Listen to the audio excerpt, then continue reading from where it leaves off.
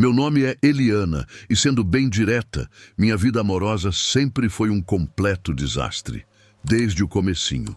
Eu passei meses navegando entre aplicativos, deslizando por perfis na esperança de encontrar alguém diferente, alguém que não fosse uma pessoa caótica, mas eu quase sempre acabava com o mesmo tipo de cara, cruéis, mal-humorados e, se eu for honesta, às vezes até violentos.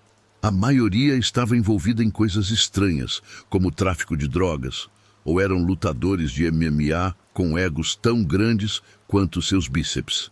Eu já estava esgotada desse tipo de gente. Queria algo melhor, alguém que não fosse assim.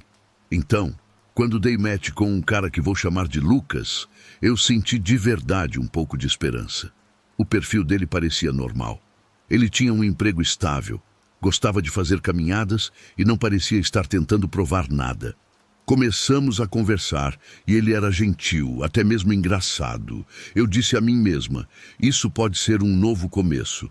Então trocamos mensagens por algumas semanas e eu me abri um pouco sobre o meu passado. Não muito, mas o suficiente para que ele soubesse que eu já tinha estado com alguns caras problemáticos e estava tentando deixar essa fase para trás. E ele não me julgou, o que foi muito legal.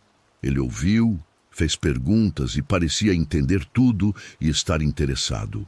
No fim, a coisa foi tão bem que decidimos nos encontrar pessoalmente. Eu sugeri um lugar nos arredores da cidade, um bar pequeno e tranquilo, onde eu já tinha ido 1 ou 2 vezes. Não era um lugar chique, mas ficava longe o bastante dos meus conhecidos para não encontrar ninguém familiar. Pelo menos foi o que eu pensei. Cheguei no bar e me ajeitei perto da parte de trás. Lucas chegou na hora e parecia exatamente como nas fotos. Estatura mediana, cabelo castanho, olhos gentis, e ele sorriu ao me ver, o que me deixou mais tranquila. Pedimos umas bebidas e começamos a conversar como se estivéssemos continuando o papo das mensagens. Falamos sobre o trabalho dele, sobre meu gosto por música clássica e sobre coisas aleatórias, como nossos lugares favoritos para comer. Tudo parecia bem, como se eu finalmente tivesse encontrado alguém que não era completamente tóxico. Cerca de 1 hora depois, Lucas pediu para ir ao banheiro. Fiquei sozinha por um tempo, bebendo e me sentindo bastante esperançosa com o bom encontro que estava tendo. Fiquei pensando em como isso poderia dar certo, em deixar minha vida anterior para trás e começar algo novo, fresco e, acima de tudo, saudável. Mas quando Lucas voltou, ele parecia um pouco estranho. Não irritado, apenas distraído. Eu perguntei se estava tudo bem, mas ele não respondeu direito. Disse que estava tudo bem e eu não quis pressionar, mas dava para notar que algo havia mudado.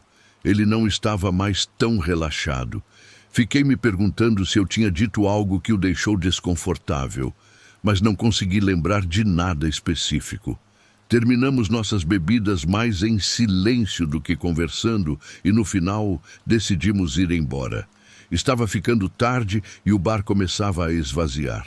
Lucas se ofereceu para me levar para casa, o que eu agradeci. Eu não morava longe, mas era bom não ter que pegar um ônibus ou chamar um táxi. Caminhamos até o carro dele, que estava parado num estacionamento mal iluminado atrás do bar. O ar estava frio, então me encolhi um pouco na minha jaqueta. Foi então que eu vi um grupo de pessoas rondando perto do limite do estacionamento. Eles pareciam durões, magros, nervosos, como se não dormissem há dias. Eu reconheci aquele olhar. Já tinha visto aquilo vezes demais. Apoiei minha mão no braço de Lucas e sussurrei que a gente devia se apressar. E ele concordou com a cabeça, acelerando o passo. Mas antes que pudéssemos chegar ao carro, o grupo se aproximou.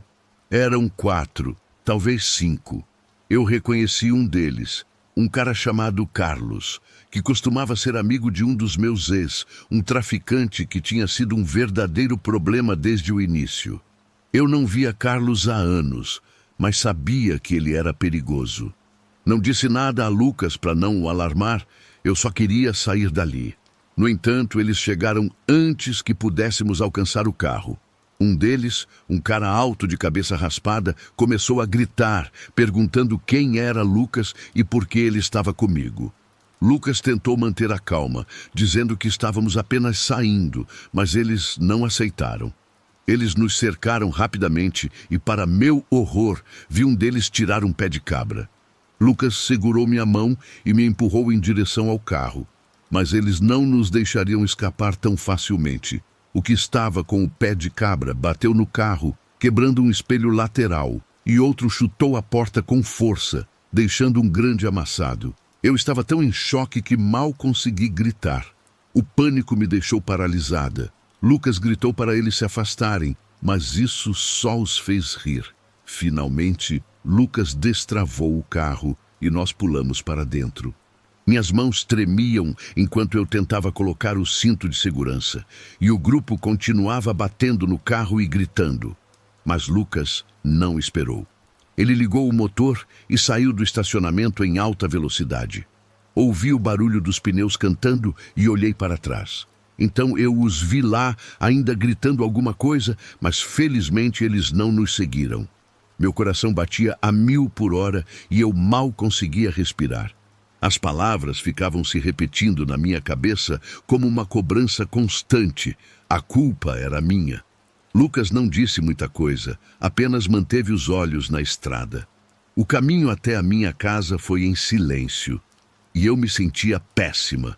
Sabia que aqueles caras provavelmente estavam ligados ao meu passado e odiava que Lucas tivesse se envolvido nisso tudo. Pensei em como eu queria que tudo fosse diferente, em como queria deixar aquela vida para trás.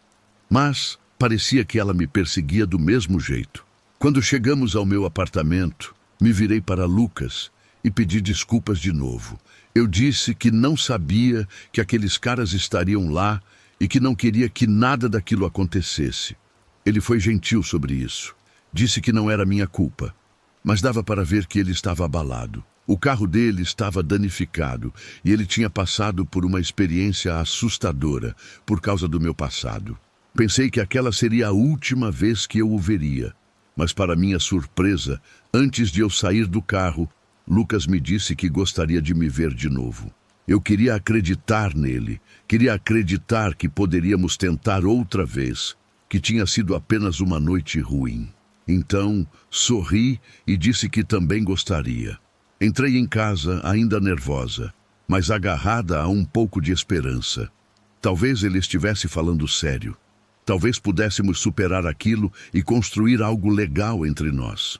Mas alguns dias depois, mandei uma mensagem para ele e ele não respondeu.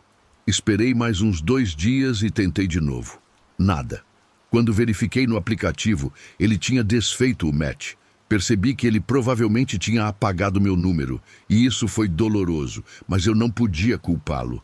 Aquela noite foi um pesadelo, e eu sabia que a culpa era minha, do desastre do qual eu queria escapar. Sentei no sofá, olhando para o meu celular e sentindo como se tivesse arruinado a chance de ter algo bom.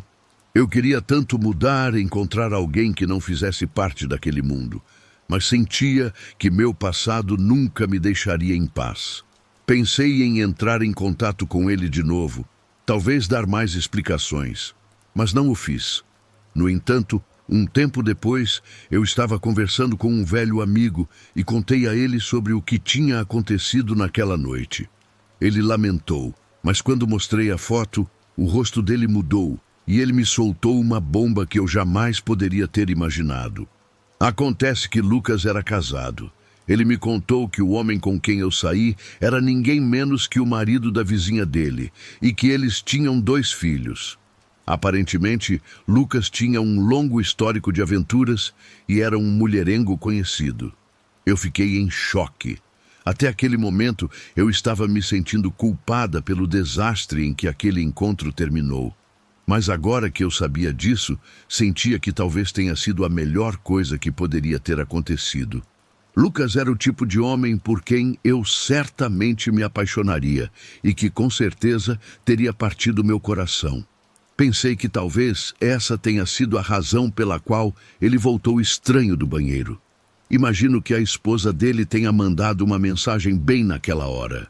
Olhando para trás, percebo que o meu passado caótico, que eu tanto queria deixar para trás, naquela noite acabou me protegendo de algo muito pior.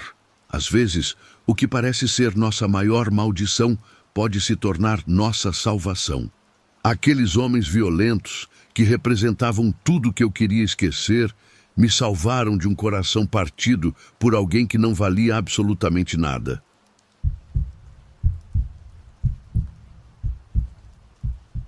Todos nós já tomamos decisões estúpidas na adolescência, mas a minha quase me custou tudo.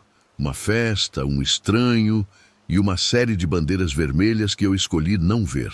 A história aconteceu já faz um tempo, em 2019, quando eu tinha 16 anos. Então, assim, eu era uma garota bem ingênua. Era final de dezembro, alguns dias antes do Natal, e eu tinha acabado de sair com meus amigos. Eu estava voltando para casa de metrô, sozinha, porque meus amigos moravam em outra direção. Naquela hora, os vagões estavam quase vazios. Já passava das 9 da noite e estava bem escuro. Eu me ajeitei em um assento individual, com um banco na minha frente e outro assento perpendicular, que naquele momento estava vazio. No entanto, um instante depois, um rapaz sentou do meu lado e sorriu para mim. Na hora eu não pensei muito. Achei ele bonito. Era alto, magro, com cabelo castanho repartido no meio. Eu não consegui ver o rosto dele com muita clareza, mas achei ele gato. Ele vestia um suéter e uma calça jeans, nada desarrumado. Quando se sentou, ele me cumprimentou com um sorriso doce, se apresentou e disse seu nome. E imediatamente começamos a conversar. Ele tinha uma voz grossa e olhos muito chamativos e comentou que tinha terminado a faculdade, o que me fez perguntar qual era a idade dele. Ele disse que tinha 24 anos e isso parecia bater com a aparência dele, mas me deixou um pouco desconfortável que, quando eu falei a minha idade, ele não pareceu se incomodar nem um pouco. Na verdade, o sorriso dele ficou ainda maior e ele comentou, sem problema nenhum, que sentia falta de ser jovem assim e que queria estar na mesma escola que eu para poder me ver todo dia. Isso me deixou um pouco vermelha, mas logo depois ele começou a me fazer perguntas sobre o que eu estava fazendo no metrô, meus planos para aquela noite e se eu ia fazer alguma coisa depois. Eu, sem pensar muito, respondi que não tinha nenhum plano. De repente, Daniel, que era o nome dele, começou a me contar sobre uma festa que ia rolar na casa de uns amigos dele naquela noite. Disse que seria legal se eu fosse junto, que eu parecia uma pessoa interessante e que seus amigos iam gostar de me conhecer. Ele disse isso com a maior naturalidade, como se fosse a coisa mais normal do mundo. Não conseguia acreditar. Aquilo era meio sinistro. Então eu sorri para ele e disse que, na verdade, não estava interessada. Mas ele insistiu, e a partir daí tudo começou a ficar estranho. Eu disse umas 2 ou 3 vezes que queria ir para casa e que não tinha permissão para ir a nenhuma festa, muito menos àquela hora. Mas então ele começou a implorar, garantindo que seria divertido e que, se eu me sentisse desconfortável, ele me levaria de volta para a estação. Eu continuei dizendo que minha mãe ia brigar comigo e perguntei se não podíamos fazer aquilo em outro dia. Mas ele respondeu que era uma coisa única, uma reunião especial, que não via aqueles amigos há muito tempo e que talvez não os veria de novo depois daquele evento por causa da agenda apertada. Ele também insistia que não me deixaria acordada até tarde e, no fim, eu cedi. Eu reconheço que foi uma decisão estúpida e até hoje não consigo acreditar que fiz aquilo. Tivemos que passar por várias estações e acabamos em uma área bem deserta. Depois descobri que era muito conhecida na cidade pelo uso de drogas, prostituição e pela pobreza do lugar. Mas, para ser sincera, naquela hora eu não sabia desse detalhe, embora fosse bastante óbvio de qualquer maneira. No meio de uma conversa boba, ele soltou que seu nome verdadeiro era outro e que parecia ser de origem africana. Ou seja, ele me confessou que o nome que tinha me dito era falso. Segunda bandeira vermelha que eu também ignorei. Enquanto a gente caminhava, conversávamos sobre tudo um pouco, mas de repente ele começou a me fazer perguntas invasivas, como quais eram meus segredos mais sombrios, como era minha vida em casa, do que eu tinha medo ou por que eu tinha decidido pegar o metrô. Ele disse que gostava de conhecer as pessoas além da superfície e que por isso, de vez em quando, ficava tão insistente. Eu era uma aluna com notas boas, então disse a ele que meus estudos eram minha maior preocupação no momento e que, provavelmente, meu maior medo era ser reprovada. Ele respondeu que devia ter algo mais que isso. A gente já estava há uns 15 minutos nessa conversa quando um carro passou do nosso lado. Baixaram o vidro e um homem gritou: "E aí, conseguiu uma boa, né?", me olhando de cima a baixo com um sorriso que me deixou muito desconfortável. Daniel acenou para ele e o cara seguiu em frente. Mas antes que eu pudesse fazer qualquer pergunta, ele logo despistou, dizendo que era um amigo chamado Marcos, que era meio bobo, mas um cara legal. No entanto, aquilo me deu uma sensação ruim. Já estávamos caminhando há um bom tempo e eu comecei a me sentir cansada, mas finalmente chegamos à casa geminada, onde a tal reunião ia acontecer em alguns minutos. Não parecia uma casa mal cuidada nem nada, e isso me deu um alívio momentâneo. Quando a porta se abriu, fui recebida por talvez um grupo de 5 ou 6 rapazes que tinham mais de 25 anos. Inclusive, 2 deles pareciam ter mais de 30. Todos olharam para mim de uma vez e me perguntaram na mesma hora quantos anos eu tinha. Eu disse, e um dos caras ficou surpreso e soltou de brincadeira: "Qual é, cara? Essa é a idade da minha irmã." Alguns brincaram sobre estarmos na mesma escola, e depois todos se fizeram de desentendidos. Daniel desviou a conversa da minha idade assim que me perguntaram como a gente tinha se conhecido. Também era evidente que o pai de alguém era o dono do lugar, porque um senhor idoso estava cochilando no sofá e todos estavam em volta de uma mesa para jantar. O anfitrião me ofereceu comida junto com os outros, mas eu me recusei a comer. Eu já estava me sentindo um pouco enjoada com a situação. Depois que todos terminaram de comer, subimos as escadas e Daniel serviu umas bebidas. Eu disse que não tinha idade para beber, mas ele riu e me disse que eu também não tinha idade para aceitar ir a uma festa com um estranho. E, mesmo assim, eu fui. Esse comentário me pegou mal e ele percebeu na hora pela minha cara. Então pediu desculpas e me disse para apenas relaxar e me divertir, mas de qualquer forma eu não aceitei a bebida. Olhei ao redor e percebi que eu era a única garota no lugar, o que não batia com o que Daniel tinha me dito, porque supostamente os amigos dele também levariam uma garota. Ou foi isso que eu entendi. Nesse momento, comecei a sentir uma vibe estranha e a necessidade de ir embora. Então, aproveitei que Daniel foi servir outra bebida e fui em direção à porta. Mas um dos homens mais velhos que estava em pé bloqueou minha passagem. Ele me perguntou o que estava acontecendo e se eu não estava gostando da companhia de Daniel. Este homem tinha os olhos vermelhos e arrastava as palavras, o que deixava claro que ele estava bem bêbado. Eu disse que já era tarde e que eu tinha que ir para casa, mas ele não se moveu. Em vez disso, ele me agarrou pela cintura bruscamente, me puxou para perto do corpo dele e disse no meu ouvido: "Eu posso te levar para um lugar melhor para a gente se divertir." Aquilo foi tão inesperado que eu fiquei em choque, sem reação. Foi então que ouvi a voz de Daniel atrás de mim. "Solta ela, Eduardo. Ela tá comigo." Eu me virei para olhar para ele com uma cara de pânico. Ele percebeu, agarrou meu braço, me afastando do outro cara com um puxão e me colocando atrás dele. O cara da porta não gostou nada e começou a zombar, dizendo que eu estava entediada e por isso queria fugir dele. "Ela tá entediada, irmão. Eu só estava tentando entretê-la para ela não ir embora." "Ela queria fugir." Daniel se virou para mim com uma expressão de irritação, e foi uma situação super desconfortável. Todos estavam olhando para a gente agora, e a única coisa que eu queria era sair dali o mais rápido possível.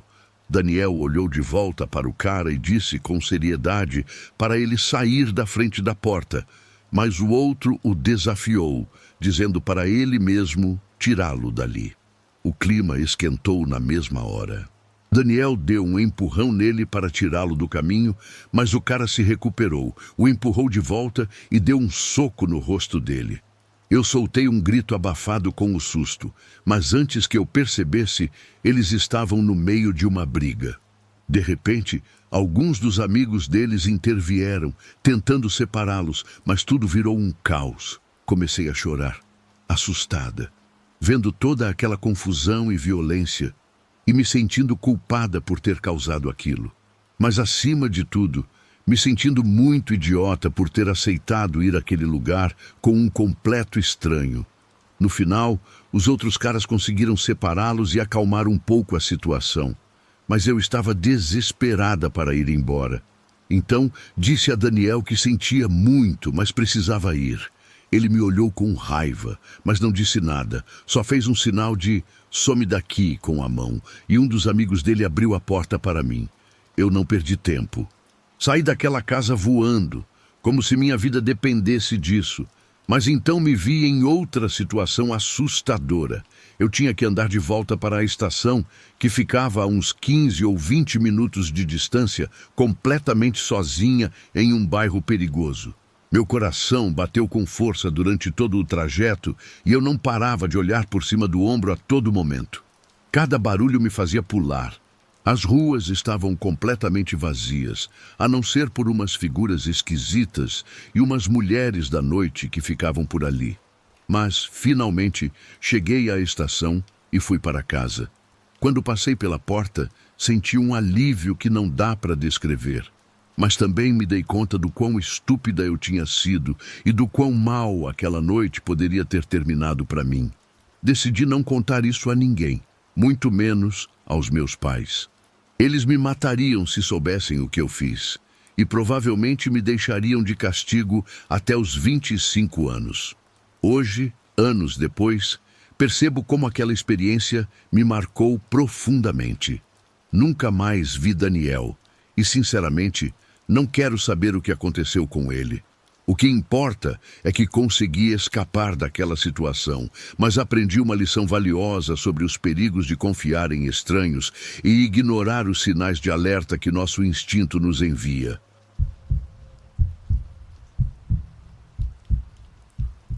Cuidado com quem você leva para casa. A pessoa que parece encantadora pode esconder hábitos estranhos e deixar para trás mais do que apenas lembranças. Depois de assistir a um filme de terror com um cara que conheci pela internet, vamos chamar ele de Enzo, a gente voltou para minha casa.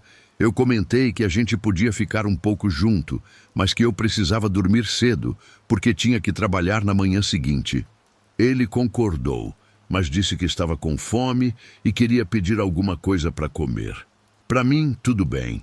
Ele pediu 2 sanduíches enormes e um milkshake de uma lanchonete aqui perto. Achei meio exagerado, mas pensei que talvez fosse porque ele era um cara alto, com mais de 1,80 m, parecia forte e tinha uns 20 anos, então provavelmente ainda estava em fase de crescimento. Não pensei muito sobre isso. Depois, a gente foi para o meu quarto e rolou um clima legal entre nós. Acabamos dormindo abraçados. De repente eu acordei por volta de 1 da madrugada, porque ouvi a porta da frente da minha casa abrindo e fechando várias vezes. Meus cachorros estavam latindo sem parar, e eu fiquei me perguntando o que Enzo estava fazendo. Eu me levantei, abri a porta do meu quarto, olhei para o resto do apartamento e vi a luz do banheiro acesa. A porta estava completamente aberta, então me aproximei, mas eu jamais esperaria me deparar com aquela cena. Enzo estava agachado ao lado do vaso sanitário, usando um pau comprido para cutucar a água escura que transbordava e quase enchia a privada. Quando ele me viu, arregalou os olhos de susto e gritou para eu voltar para o quarto, insistindo que ia resolver tudo. O que está acontecendo aqui, eu pensei, meio dormindo e confusa, e não conseguia evitar dar uma risada nervosa com aquela situação. Eu não sabia como reagir. Era uma cena hilária, sem falar no cheiro nojento que vinha do banheiro. "Por que você não tem um desentupidor aqui?" Ele me perguntou, meio surpreso e irritado. "Eu nunca precisei de um antes", respondi, dando de ombros e me sentindo sem graça. Ele me disse de novo para não me preocupar, para eu voltar para a cama, que ele cuidaria de tudo, repetindo que ia dar um jeito. Eu não consigo descrever o quanto foi sem graça aquela situação. Embora Enzo e eu tivéssemos conversado por várias semanas online, aquele era nosso primeiro encontro, então não tínhamos muita intimidade. Incomodada e meio em choque com toda essa loucura, voltei para o meu quarto, ainda precisando acordar cedo para trabalhar. Mais tarde, ouvi que Enzo já tinha resolvido, mas eu estava tão cansada que só falei baixinho alguma coisa e apaguei de novo. Quando acordei, percebi que Enzo não estava em lugar nenhum, então imaginei que ele tinha ido embora no meio da noite. De repente, lembrei do que tinha acontecido e antes de sair do meu apartamento de manhã, decidi checar o banheiro. Foi então que eu quase desmaiei. A água do vaso tinha baixado, mas havia algo saindo do fundo. "Meu Deus, que não seja o que eu estou pensando", pensei. Não era, graças a Deus, mas era algo muito pior. Encontrei a ponta de um galho todo torto, como se tivesse sido arrancado de uma árvore. No chão do banheiro havia algumas luvas, toalhas e um pegador de churrasco. Levei as duas mãos à cabeça, vendo tudo aquilo e percebendo a bagunça ao redor. Água respingada por toda parte e manchas de algo que eu não queria nem saber o que era. Com muito cuidado e segurando a vontade de vomitar, consegui tirar, em pedaços, um galho longo, quebrado e cheio de sujeira lá do fundo. Enzo tinha tentado usar vários galhos para desentupir a privada e deixou uma bagunça por todo o lugar. Ele ficou entrando e saindo para encontrar galhos no jardim, quebrando cada um que tentava usar. Meu banheiro estava um desastre total. E Enzo tinha saído tão rápido que até deixou algumas peças de roupa no chão do quarto. Tentei mandar uma mensagem e ligar para ele, mas adivinhem?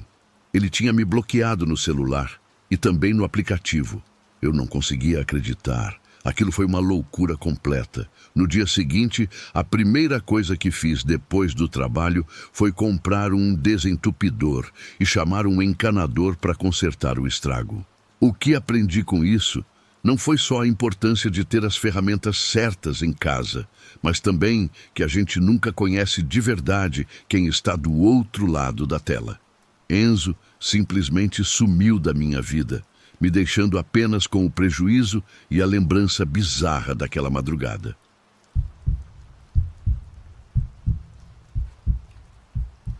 Eu já tive muitos encontros ruins, mas nada se compara a essa noite.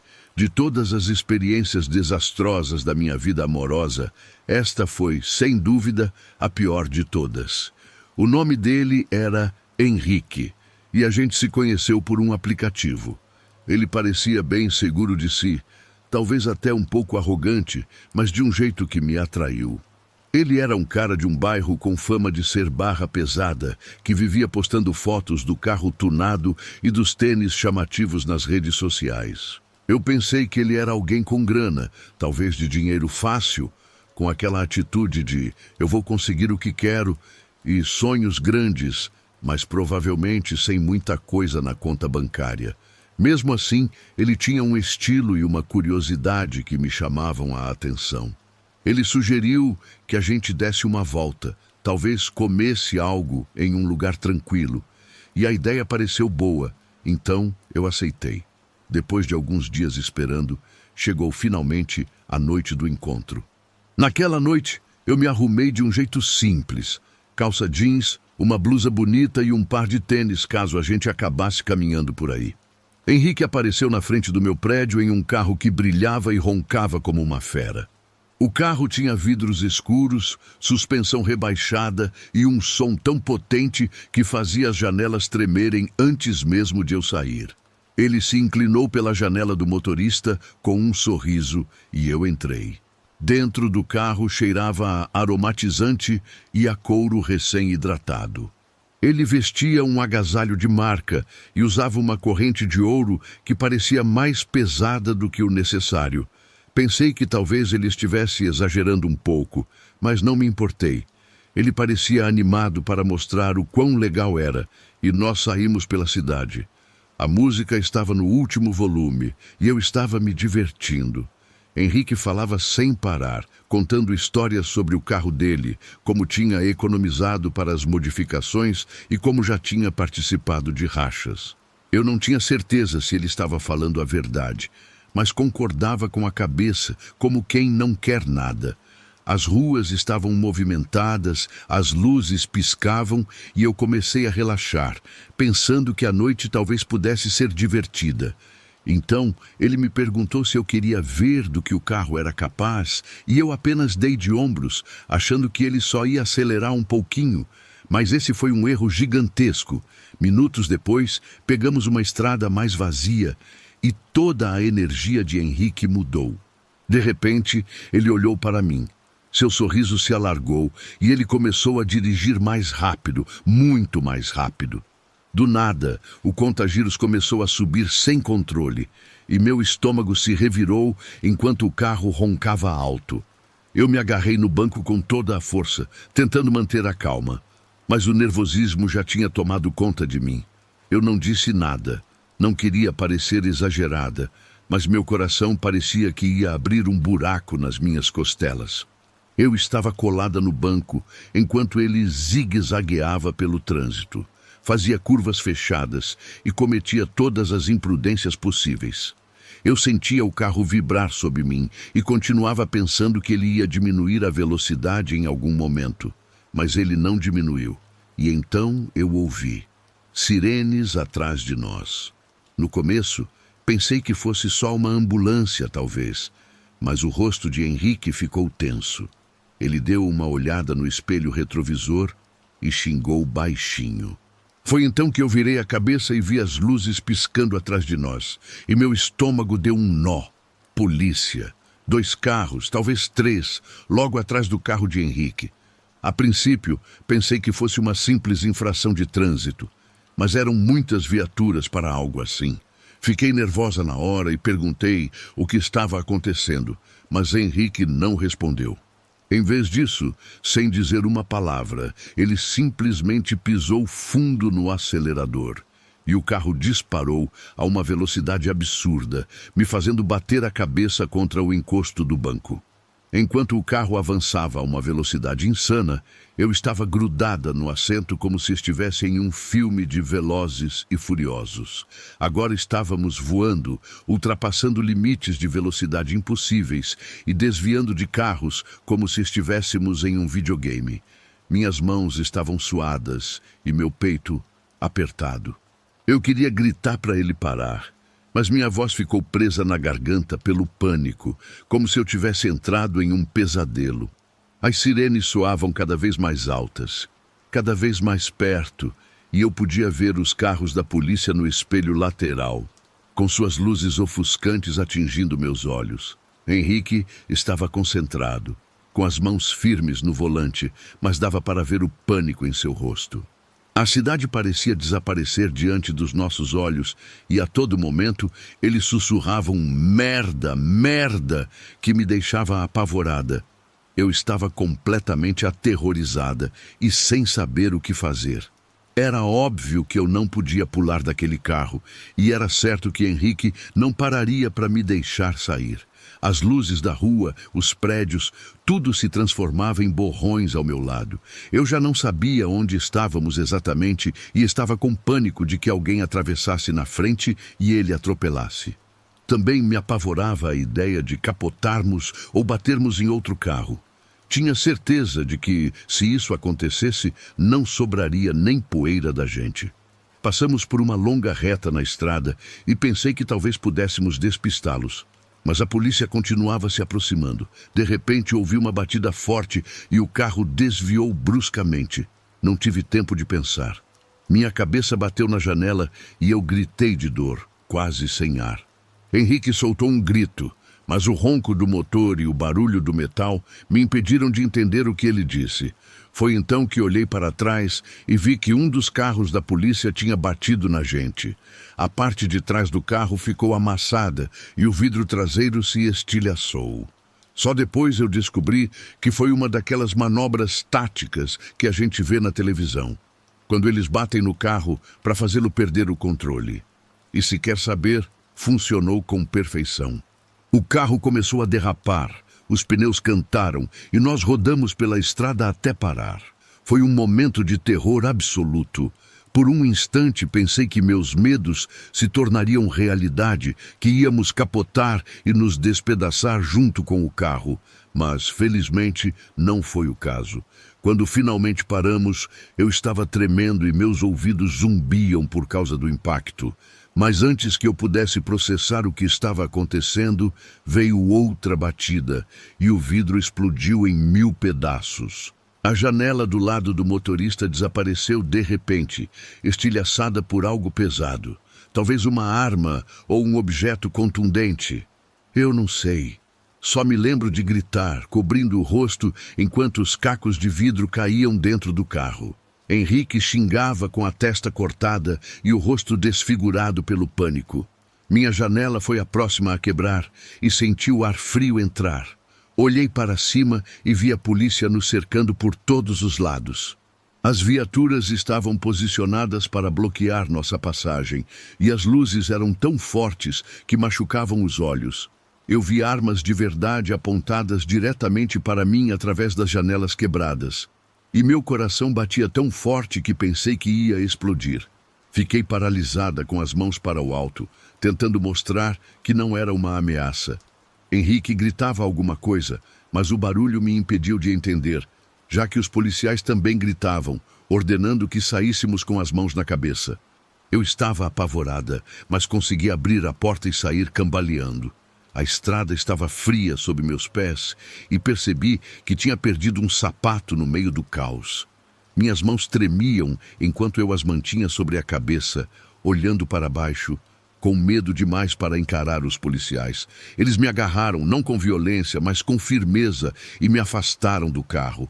Eu via enquanto arrastavam Henrique e o imobilizavam no chão, enquanto ele continuava gritando coisas sobre direitos e traição. Mas ninguém o ouvia. Me levaram para o acostamento, onde um policial começou a me fazer perguntas. Queriam saber meu nome, o que eu estava fazendo ali e se eu sabia por que Henrique tinha fugido. Eu disse que era nosso primeiro encontro, que mal o conhecia, que o encontrei online e que não sabia o que estava acontecendo. Minha voz tremia sem parar e as lágrimas ameaçavam cair, mas eu me mantive firme. A polícia me revistou e checou minha bolsa enquanto eu estava ali, tremendo e sentindo uma vergonha insuportável. Os carros passavam e as pessoas nos olhavam. Aquilo foi realmente humilhante. A polícia me deixou ali pelo que pareceu uma eternidade, repetindo as mesmas perguntas várias e várias vezes. Eu disse a eles que mal conhecia o Henrique, que o tinha conhecido online há pouco tempo, mas parecia que eles não acreditavam muito em mim. Disseram que o carro tinha um histórico, que estava marcado por alguma coisa e que estava ligado a roubo ou algum outro crime. Eu não sabia e nem queria saber. Só queria que me deixassem ir para casa e sair daquele pesadelo. Eu só conseguia pensar em como fui parar naquela estrada, cercada por policiais armados, tudo por achar que um simples passeio poderia ser divertido. No final, eles me deixaram ir. Não me prenderam, graças a Deus, mas pegaram meus dados e disseram que poderiam me ligar mais tarde. Obviamente, Henrique não teve a mesma sorte. Ele foi algemado e colocado na parte de trás de um camburão, mas não fiquei para ver o que aconteceu depois. Um dos policiais me levou para casa e eu fui no banco de trás do carro, olhando pela janela. Quando cheguei, tranquei a porta, me joguei no sofá e tentei processar tudo aquilo. Meu celular não parava de vibrar. Mensagens e ligações de amigos, todos curiosos sobre o encontro. Como eu poderia explicar que, em vez de um jantar, eu quase terminei em um necrotério? Ignorei a todos. Com as mãos ainda tremendo, apaguei o número de Henrique, o perfil, qualquer vestígio de que ele um dia existiu na minha vida. Depois dessa noite aterrorizante, aprendi uma lição amarga sobre os perigos dos encontros casuais. O que deveria ter sido apenas uma volta descontraída se transformou no pior pesadelo da minha vida, me lembrando que nunca sabemos realmente quem está por trás de uma tela de celular. Agora, cada notificação de aplicativo traz consigo uma pontada de ansiedade. Um lembrete constante de que às vezes o preço da aventura pode ser mais alto do que jamais imaginamos.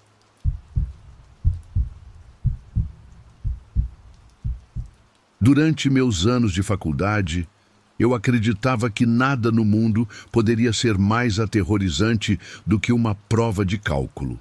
Mal sabia eu que o verdadeiro terror não estava nos livros, mas escondido nas sombras da biblioteca. Do meu lado, na aula de estatística, sentava a Manuela. Ela tinha uma calma que transmitia confiança, com o cabelo loiro quase sempre preso, e o costume de chegar mais cedo com o lápis já na mão, folheando o livro como se estivesse saboreando cada página. Manuela não era só inteligente, ela tinha uma energia contagiante. Era o tipo de pessoa que fazia até a aula mais entediante parecer menos insuportável. A gente conversava antes da aula e às vezes durante. Falávamos de coisas leves, música, trabalhos da faculdade, reclamações sobre como as aulas começavam cedo. Eu comecei a esperar por esses momentos com uma ansiedade gostosa todos os dias. Uma parte de mim queria muito chamá-la para sair, mas eu vivia adiando. Tinha medo da rejeição, daquele momento constrangedor que poderia acabar com a pequena faísca que parecia brilhar dentro daquela sala de aula tão cinzenta. Mas, um pouco antes das férias de outono, as datas de uma prova importante foram marcadas. Depois da aula, Manuela me perguntou se eu queria estudar com ela. Disse que a gente podia se encontrar na biblioteca para revisar as anotações e tudo mais. Tentei manter a calma, embora por dentro eu estivesse praticamente gritando. É claro que eu disse que sim, e nós marcamos de nos ver naquela semana. Para ser sincero, a gente não estudou muito. Na verdade, mais conversamos do que qualquer outra coisa. Senti que ela realmente me enxergava, que não era só por educação, que ela estava me ouvindo de verdade. Comecei a pensar que talvez, só talvez, ela pudesse sentir algo parecido com o que eu sentia. Então, tomei coragem e me arrisquei. Tentei fazer com que minha voz não tremesse e a convidei para sair. Para minha surpresa, ela disse que sim. Na verdade, não foi um simples sim. Ela pareceu animada. Como nós dois íamos ficar no campus durante as férias de outono, planejamos o encontro para aquela mesma semana. Jantar e um filme, tudo ali pelo campus mesmo. Passei o dia inteiro flutuando, nervoso, mas feliz. Naquela noite, caminhei até o dormitório dela para buscá-la e acabamos em um pequeno restaurante italiano no centro da vida universitária. O jantar foi mais ou menos, mas a conversa não. Nós rimos, trocamos olhares cúmplices e tiramos sarro dos nossos próprios vícios de estudo. Ela me contou histórias vergonhosas do ensino médio e eu respondi com algumas das minhas. Foi fácil, como se fôssemos amigos há anos, e isso foi realmente bom. Depois, caminhamos até o cinema do campus, onde estavam passando um filme de terror independente, esquisito e meio estranho, mas interessante. Não chegava a ser aterrorizante, mas foi o suficiente para testar nossos nervos e nos aproximar um pouco mais durante as cenas de tensão. Em um momento, ela se encolheu e agarrou meu braço para não se assustar completamente. Tentei disfarçar, sorrindo como um bobo, mas senti aquele friozinho bom na barriga. Quando o filme acabou, saímos para a noite. O ar estava mais frio que o normal. Aquele ar cortante de outono que traz um silêncio peculiar. Manuela disse que tinha se divertido muito e que a gente deveria repetir. Então, ela estendeu a mão e pegou na minha. E naquele instante, eu já não pensava mais no cara socialmente desajeitado que eu era na aula de matemática. Eu só pensava nela, em como tudo aquilo parecia real e na sorte que eu tinha por ter a atenção dela. E foi então que ouvimos um estrondo baixo, ao longe, como um trovão. Nós dois olhamos para cima e, embora o céu estivesse nublado, as nuvens pareciam se aproximar de repente. Eu disse para a gente apressar o passo e ela concordou. No fim, acabamos correndo.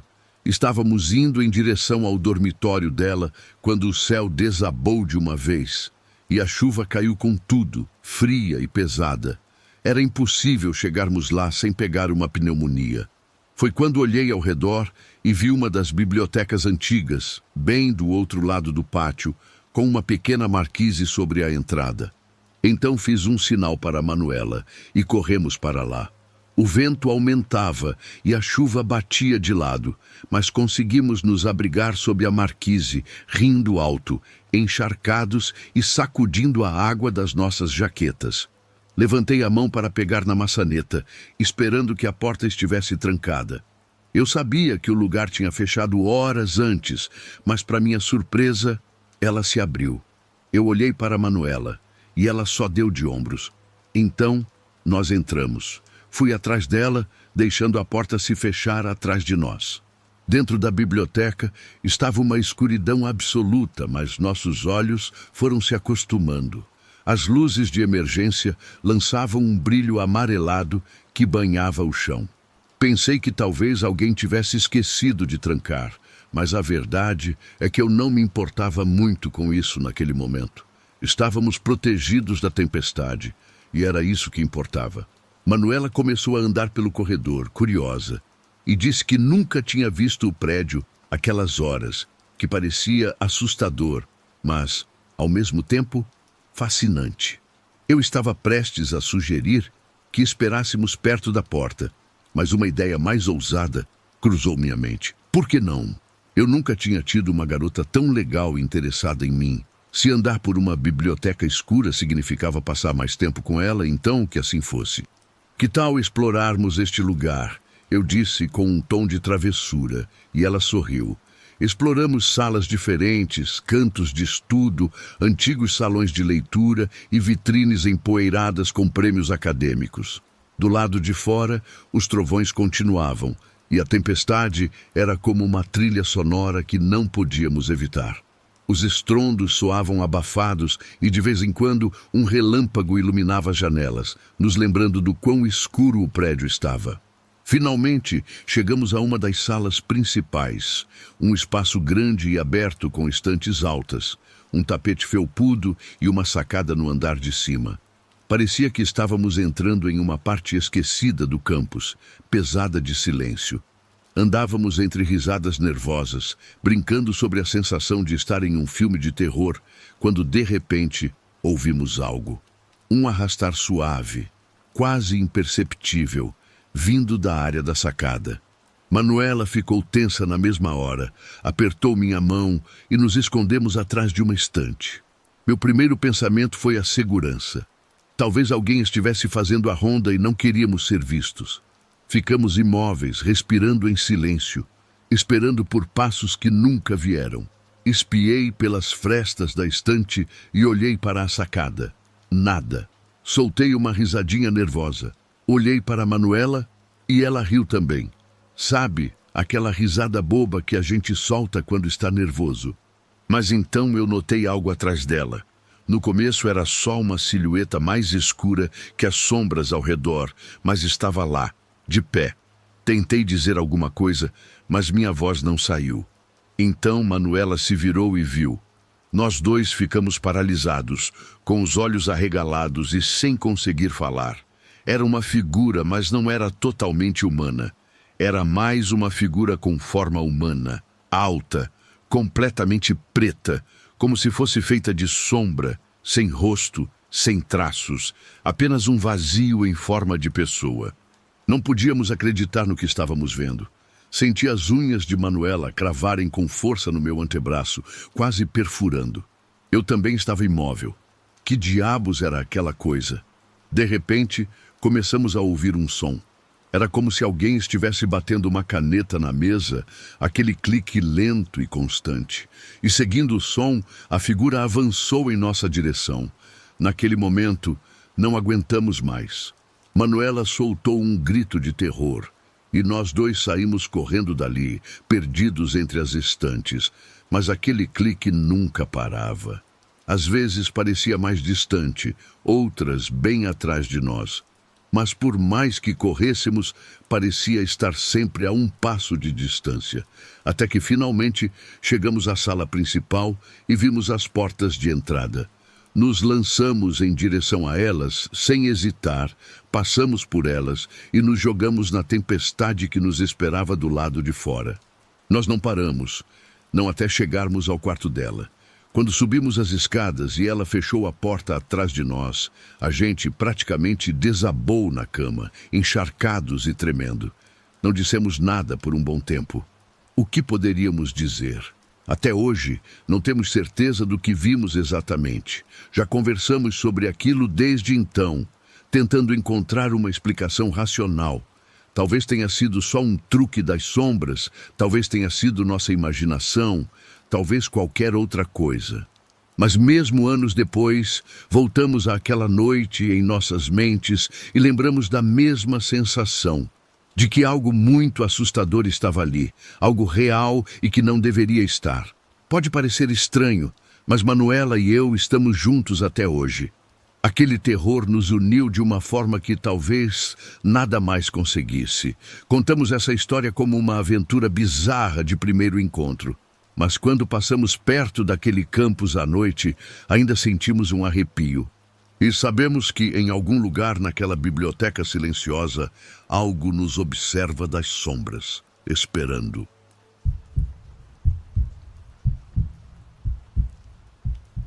O que começa com uma pequena mentira sobre a altura pode terminar com você correndo por sua vida no meio da rua. Essa é a história do meu pior e mais assustador encontro. Eu conheci um cara num aplicativo de namoro e, pelo que a gente conversava, ele parecia ser gente boa.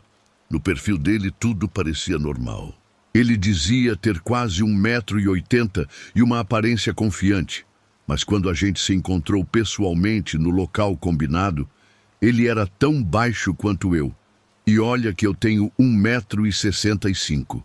Começar um encontro com uma mentira já não era um bom sinal. Eu já sabia, mas como tinha andado um bocado para chegar até lá, decidi dar uma chance e ver no que ia dar. Fomos para um lugar de petiscos que ele havia sugerido para almoçar.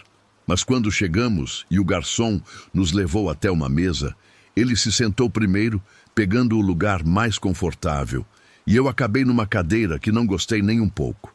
Ele pediu 8 pratinhos sem nem me perguntar se a gente ia dividir. E eu tive que confirmar qual era o combinado antes da comida chegar.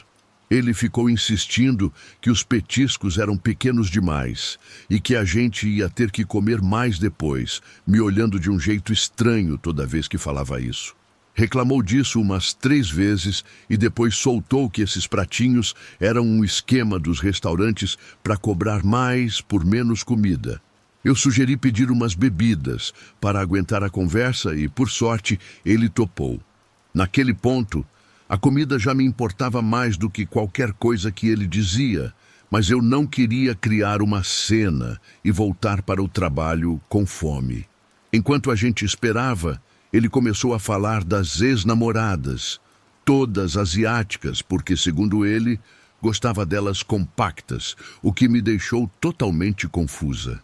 Tentei mudar de assunto, mas quando mencionei que fiz faculdade na Filadélfia, ele começou a se gabar da época em que frequentava um clube de strip chamado Atlantis. Quando a comida chegou, ele não parou de falar um segundo e, para piorar, começou a espirrar comida para todo lado enquanto comia de um jeito bagunçado, quase como um bicho. O cara se achava o máximo, dizendo que tinha construído o próprio sucesso, mas os pais dele eram médicos ricos. E ele morava num apartamento super chique na cidade, limpo por uma empregada que também fazia as compras dele. A comida estava boa, mas ouvir aquele cara falar me dava enjoo. O clima ficou pesado. Parecia que eu não conseguia nem respirar direito ali.